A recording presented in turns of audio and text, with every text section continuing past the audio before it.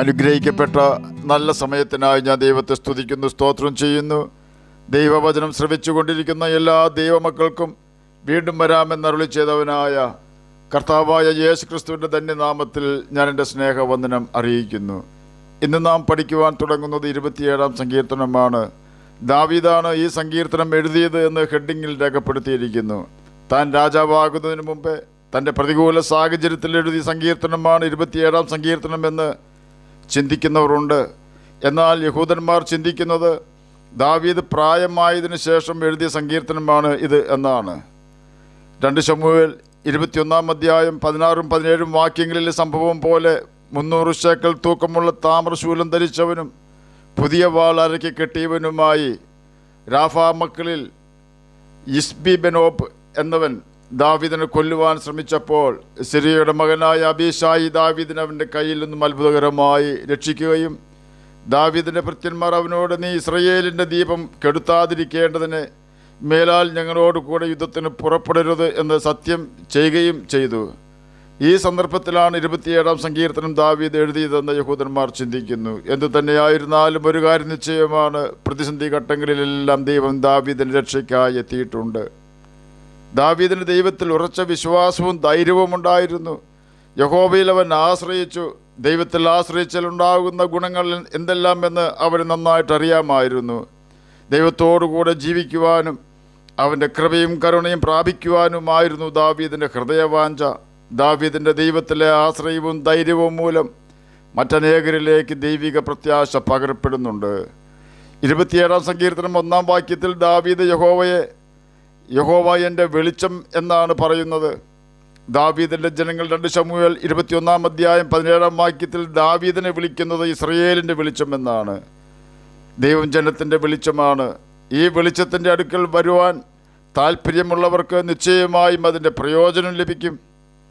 വെളിച്ചത്തിൻ്റെ പ്രത്യേകത അത് ഇരുളിനെ നീക്കുന്നു എന്നതാണ്. ഇരുളിൻ്റെ പ്രത്യേകത അത് കണ്ണിന് കാഴ്ച നഷ്ടപ്പെടുത്തുന്നു എന്നതാണ്. ഒന്നും ശരിയായി കാണുവാൻ, മനസ്സിലാക്കുവാൻ, അനർത്ഥമോ ഇടർച്ചകളോ നാം യാത്ര ചെയ്യുന്ന പാതയിൽ ഒളിച്ചിരിക്കുന്നുണ്ടോ എന്ന് മനസ്സിലാക്കുവാൻ കഴിയാത്ത വിധം ഇരുൾ നമ്മുടെ കാഴ്ച മറയ്ക്കുന്നു. എന്നാൽ വെളിച്ചമുണ്ടെങ്കിൽ ഇടർച്ചകൾ എത്രയുണ്ടെങ്കിലും കുഴികളും കെണികളും ഉണ്ടെങ്കിൽ അതും വെളിച്ചം നമുക്ക് കാട്ടിത്തരും. അതുപോലെ തന്നെ തെറ്റ് ഏതാണെന്നും ശരി ഏതാണെന്നും ഏത് വഴിക്ക് പോയാൽ സമാധാനത്തോടെ ലക്ഷ്യത്തിലെത്താം എന്നും തിരിച്ചറിയാതെ വണ്ണം സാത്താൻ നമ്മെ തപ്പി നടക്കുമാറാക്കുമ്പോൾ കൃത്യമായ ആലോചന പറഞ്ഞു തന്ന് അരുതാത്ത വഴിയിലേക്കോ നാശം വരുന്ന സാഹചര്യങ്ങളിലേക്കോ പോകാതെ വണ്ണം ദൈവം നമ്മുടെ ഹൃദയ കണ്ണുകൾ പ്രകാശിപ്പിച്ച് തിരിച്ചറിയുവാനുള്ള കൃപ തരുന്നു. പാപം നമ്മെ സാത്താൻ്റെ സന്തതികളാക്കി മാറ്റുമ്പോൾ നമ്മെ കൺട്രോൾ ചെയ്യുവാൻ അവന് അധികാരം ലഭിക്കുന്നു. എന്നാൽ നാം ദൈവത്തെ അനുസരിച്ച് ജീവിച്ചാൽ യേശു നല്ല വഴികാട്ടിയായി നമ്മോട് കൂടെ വസിക്കുകയും നാശത്തിൽ വീഴാതെ നമ്മുടെ കാലടികൾ നിയന്ത്രിക്കുകയും ചെയ്യുന്നു. പാറക്കൂട്ടങ്ങൾ കൊണ്ട് നിറഞ്ഞ ഒരു തീരത്തിലായിരുന്നു മനോഹരമായ ആ തുറമുഖം പണിയപ്പെട്ടിരുന്നത്. ആ തുറമുഖത്ത് കപ്പലുകൾ വരികയും പോവുകയും ചെയ്തിരുന്നത് കപ്പിത്താന്മാർക്ക് വർഷങ്ങളായി അറിയാമായിരുന്ന വളരെ പരിചയസമ്പന്നനായ ഒരു വ്യക്തി ഓടിച്ചിരുന്ന ഒരു ചെറിയ ബോട്ടിനാൽ വഴി കാട്ടപ്പെട്ടായിരുന്നു. ഒരിക്കൽ അവിടെ വന്ന ഒരു സന്ദർശകൻ ബോട്ട് ഡ്രൈവറോട് ചോദിച്ചു, ഈ തുറമുഖവുമായി നിങ്ങൾക്ക് വേണ്ടത്ര പരിചയമുള്ളത് കൊണ്ട് ഓരോ പാറക്കൂട്ടങ്ങളെയും വെട്ടിച്ച് ഓടിക്കുവാൻ തക്കവണ്ണം അവ ഓരോന്നിനെയും കുറിച്ച് താങ്കൾക്ക് വേണ്ടത്ര അറിവ് കാണുമായിരിക്കും അല്ലേ? എന്നാൽ ആ മനുഷ്യനെ അത്ഭുതപ്പെടുത്തിക്കൊണ്ട് പ്രായം ചെന്ന ബോട്ട് ഡ്രൈവർ പറഞ്ഞു, ഇല്ല സാർ, എനിക്ക് പാറകൾ എവിടെയാണെന്ന് അറിയില്ല. എന്നാൽ കപ്പലുകൾക്ക് സുരക്ഷിതമായി സഞ്ചരിക്കുവാൻ കഴിയുന്ന സമുദ്രത്തിലെ ആഴമുള്ള ഭാഗങ്ങൾ എനിക്കറിയാം. ഇതുപോലെ തന്നെ യഹോവ വെളിച്ചമായി നമ്മുടെ ജീവിതത്തിലുണ്ടെങ്കിൽ നിശ്ചയമായി നമ്മുടെ ജീവിതപ്പടക് തകർന്നു പോകുവാനിട വരുത്തുന്ന കെണിയും കുടുക്കും സാത്താന്യ തന്ത്രങ്ങളും മനസ്സിലാക്കുവാൻ തക്കവണ്ണം കർത്താവ് നമുക്ക് ബോധം വരുത്തും. ബോധം വരുന്നതൊക്കെയും വെളിച്ചം പോലെ തെളിവല്ലോ എന്ന് എഫേസ്യർക്ക് എഴുതിയ ലേഖനം 5-ാം അധ്യായം 13-ാം വാക്യത്തിൻ്റെ അവസാന ഭാഗത്ത് രേഖപ്പെടുത്തിയിരിക്കുന്നു. എന്നാൽ വാസ്തവമായി ദൈവത്തിൻ്റെ അടുക്കൽ ചെല്ലണമെങ്കിൽ നാം ദോഷത്തെ വെറുക്കുന്നവരാകണം എന്ന് 97-ാം സങ്കീർത്തനം 10-ാം വാക്യം നമ്മെ പഠിപ്പിക്കുന്നുണ്ട്. അതുപോലെ തന്നെ യഹോവ ജീവൻ്റെ ബലമാണ്. കാരണം ആശ്വാസം നിരസിക്കപ്പെട്ട വേളകളിൽ അമ്മ ആശ്വസിപ്പിക്കുന്നത് പോലെ നമ്മെ ആശ്വസിപ്പിക്കുകയും നമ്മുടെ ഹൃദയത്തിൽ ബലം നൽകി സമാധാനം കൊണ്ട് നമ്മെ നിറയ്ക്കുകയും ചെയ്യുന്നവനാണ് യഹോവയായ ദൈവം അഥവാ കർത്താവായ യേശു ക്രിസ്തു. യേശു സമാധാന പ്രഭുവാണ്. സമാധാന നദി പോലെ ഒഴുക്കിത്തരുവാൻ യേശുവിന് മാത്രമേ കഴിയുകയുള്ളൂ. അകൃത്യം നമ്മിൽ ഉണ്ടാകാതെ നാം സൂക്ഷിക്കണമെന്ന് മാത്രം. അതിനായി നാം ചെയ്യേണ്ടത് ദൈവം മനുഷ്യനെ നിശ്ചയിച്ച വഴിയിൽ കൂടി മാത്രം സഞ്ചരിക്കുക എന്നതാണ്. ആ വഴി വിശാലമായ വഴിയല്ല. ആ വഴി തിരഞ്ഞെടുക്കുവാൻ അധികമാരും താല്പര്യം കാണിക്കാറുമില്ല. നമ്മുടെ വഴിയിൽ കൂടി കർത്താവിനെ നടത്തുവാൻ ഒരിക്കലും നമുക്ക് കഴിയുകയില്ല. എന്നാൽ നാം കർത്താവിൻ്റെ വഴിയിൽ കൂടി നടന്നാൽ യേശു നമ്മെ കരം പിടിച്ച് നമ്മെ സഹായിക്കും. യേശു പറഞ്ഞു, നിത്യജീവനിലേക്ക് പോകുന്ന വാതിലിടുക്കവും വഴി ഞെരുക്കവും ഉള്ളതാകുന്നു, അത് കണ്ടെത്തുന്നവർ ചുരുക്കമത്രേ. യേശു നമ്മെ സംരക്ഷിക്കുന്നവനാണ്. ആരോഗ്യമുള്ളപ്പോൾ മാത്രമല്ല, വാർദ്ധക്യത്തിലും അവൻ നമ്മെ പരിപാലിക്കും. 27-ാം സങ്കീർത്തനം 11-ാം വാക്യത്തിൽ യഹോവേ നിൻ്റെ വഴി എന്നെ കാണിക്കണമേ എന്ന് രേഖപ്പെടുത്തിയിരിക്കുന്നു. Teach me your way O Lord എന്നാണ് ഇംഗ്ലീഷിൽ രേഖപ്പെടുത്തിയിരിക്കുന്നത്. പുറപ്പാട് പുസ്തകം 33-ാം അധ്യായം 13-ാം വാക്യത്തിൽ മോശ കർത്താവിനോട് നിൻ്റെ വഴി പഠിപ്പിക്കണമേ എന്നാണ് പ്രാർത്ഥിക്കുന്നത്. അതുപോലെ തന്നെ 25-ാം സങ്കീർത്തനം 4-ാം വാക്യത്തിൽ show me your way O Lord എന്ന് രേഖപ്പെടുത്തിയിരിക്കുന്നു. എന്തുകൊണ്ടാണ് മോശയും ദാവീദും ദൈവത്തിൻ്റെ വഴി പഠിപ്പിക്കണമെന്ന് പ്രാർത്ഥിച്ചത് എന്ന് ചോദിച്ചാൽ അതിനുത്തരം 18-ാം സങ്കീർത്തനം 30-ാം വാക്യത്തിൽ ദാവീദ് രേഖപ്പെടുത്തിയിരിക്കുന്ന ഇപ്രകാരമാണ്: യഹോവയുടെ വഴി തികവുള്ളതാണ്. തികവുള്ളത് എന്ന് പറഞ്ഞാൽ പെർഫെക്റ്റ് വഴിയാണ് യഹോവയുടെ വഴി എന്ന് സാരം. കുറ്റമില്ലാത്ത വഴിയാണ് യഹോവയുടെ വഴി എന്ന് നാം മനസ്സിലാക്കണം. കാരണം ആ വഴി ദൈവം ഇഷ്ടപ്പെടുന്ന വഴിയാണ്. ഇവിടെ വഴി എന്ന വാക്കുകൊണ്ട് ഉദ്ദേശിക്കുന്നത് ലൈഫ് സ്റ്റൈൽ എന്നാണ്. ജീവിക്കേണ്ട വിധം, ജീവിത രീതി എന്നെല്ലാം അതിനർത്ഥമുണ്ട്. ദൈവം ഇഷ്ടപ്പെടുന്ന ജീവിത രീതി ബൈബിൾ പഠിപ്പിക്കുന്നുണ്ട്. അത് 10 കൽപ്പനയിൽ ദൈവം വെളിപ്പെടുത്തിയിരിക്കുന്നു.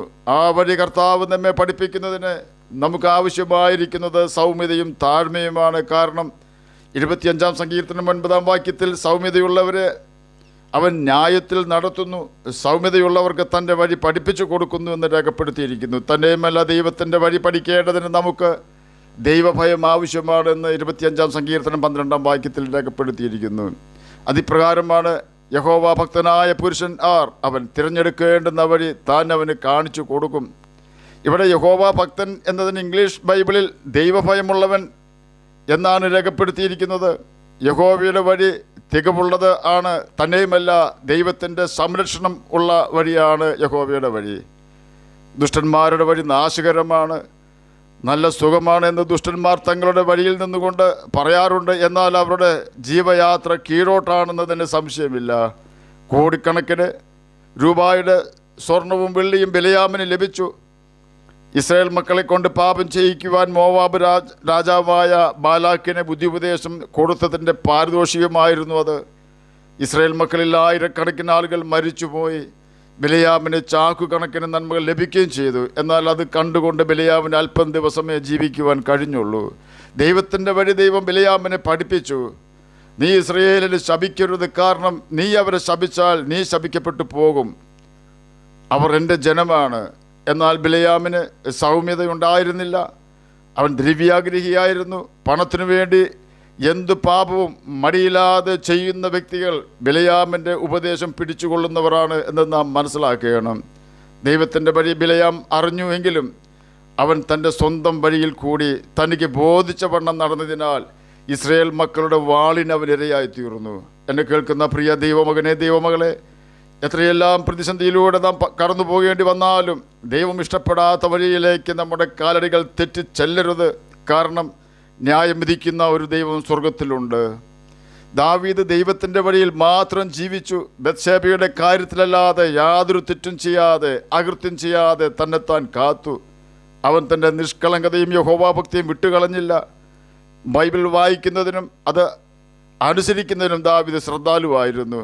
അതുകൊണ്ട് തന്നെ യോശുവ 1-ാം അധ്യായം 5-ാം വാക്യത്തിൽ രേഖപ്പെടുത്തിയിരിക്കുന്നത് പോലെ ദാവീദിൻ്റെ ജീവകാലത്ത് ഒരു സിംഹത്തിനും ഒരു കരടിക്കും ഗോലിയാത്തിനും അബ്ശലോമിനും അഹിതോഫെലിനും ശത്രുരാജ്യങ്ങളിലെ ഒരു രാജാവിനും ഒരിക്കലും ദാവീദിൻ്റെ മുൻപിൽ നിവർന്നു നിൽക്കുവാൻ കഴിഞ്ഞില്ല.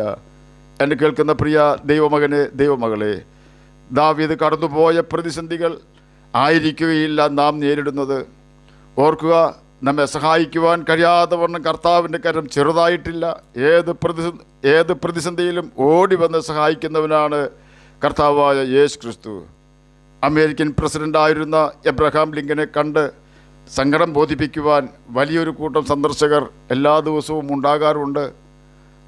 അന്ന് യൂണിഫോമിൽ തന്നെ ഒരു പട്ടാള ഓഫീസറും പ്രസിഡന്റിനെ കാണുവാൻ എത്തിയിരുന്നു. എന്നാൽ പ്രസിഡന്റിൻ്റെ സെക്രട്ടറി സന്ദർശന സമയം കഴിഞ്ഞപ്പോൾ വന്ന് പറഞ്ഞു, സമയം കഴിഞ്ഞതിനാൽ എല്ലാവർക്കും മടങ്ങിപ്പോകാമെന്ന്. ഈ സമയത്ത് ഒരു കൊച്ചുകുട്ടി അവിടെ പ്രസിഡന്റിനെ കാണുവാൻ വന്ന പട്ടാള ഓഫീസറിൻ്റെ തിളങ്ങുന്ന സ്റ്റാറുകളിൽ ആകൃഷ്ടനായി വന്ന് അയാളോട് കുശലം പറയുകയാണ്. എന്തിനാണ് വന്നതെന്ന് കുഞ്ഞ് ചോദിച്ചതിന് മറുപടിയായി ഓഫീസർ പറഞ്ഞു, പ്രസിഡന്റിനെ കാണുവാനാണ്, എങ്കിലും ഇന്ന് കാണുവാൻ കഴിയുകയില്ല, സമയം തീർന്നു എന്ന് സെക്രട്ടറി അറിയിച്ചു എന്നും കൂടി കുഞ്ഞിനോട് പറഞ്ഞു. ആ കുട്ടി ഓഫീസറിനോട് പറഞ്ഞു, അത് സാരമില്ല, താങ്കൾക്ക് പ്രസിഡന്റിനെ കാണുവാൻ കഴിയും, കാരണം പ്രസിഡന്റ് എൻ്റെ പപ്പയാണ്. ഞാനിപ്പോൾ തന്നെ പപ്പയോട് പറയാം എന്ന് പറഞ്ഞ് ആ കുഞ്ഞ് അബ്രഹാം ലിങ്കൻ്റെ മുറിയിലേക്ക് ഓടിക്കയറി. ഈ സമയത്താണ് സെക്രട്ടറി വീണ്ടും വന്നത്. ഓഫീസർ മടങ്ങിപ്പോയില്ല എന്ന് കണ്ടപ്പോൾ ചോദിച്ചു, ഞാൻ പറഞ്ഞത് നിങ്ങൾക്ക് മനസ്സിലായില്ലേ? സമയം കഴിഞ്ഞതിനാൽ ഇനി നാളെ മാത്രമേ പ്രസിഡന്റിനെ കാണുവാൻ കഴിയൂ. ഉടനെ ഓഫീസർ പറഞ്ഞു, ഇവിടെ നിന്നിരുന്ന കുട്ടി എന്നോട് പറഞ്ഞു പ്രസിഡന്റിനെ കാണുവാൻ അവസരം തരപ്പെടുത്താമെന്ന്. അതുകൊണ്ടാണ് ഞാൻ വെയിറ്റ് ചെയ്തത്.